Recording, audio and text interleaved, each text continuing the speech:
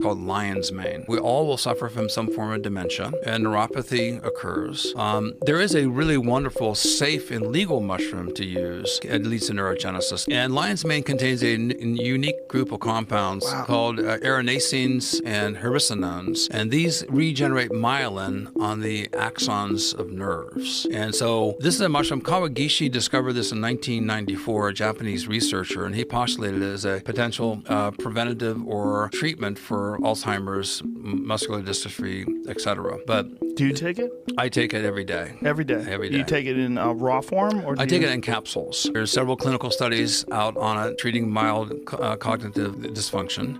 But there's 2 mouse studies that I think are quite illustrative. And this is translational medicine. This translates from mice experiments to humans. We already know that it has aspects of neurogenesis. When you go into Alzheimer's, a state of Alzheimer's, which is a big complex, but one of the characteristics is the formation of amyloid plaques. Demyelination of the neurons, myelin transmits the neural signals. Demyelination occurs, your outer sheath on the neurons is interrupted by amyloid plaques that then prevent neurotransmission. So the experiments with the mice, which I think are so interesting, one experiment was the maze experiment, where the mice were put into an arena and they went out a corridor, and they went one way in the corridor, they would find food, the other way is no food. Well, very quickly the mice learned, you go out the corridor, go to the left, you find food. They injected it then with a toxic polypeptide that induces amyloid plaque formation, that is a neurotoxin. Very quickly, after 2 weeks or so, the mice developed neuropathy.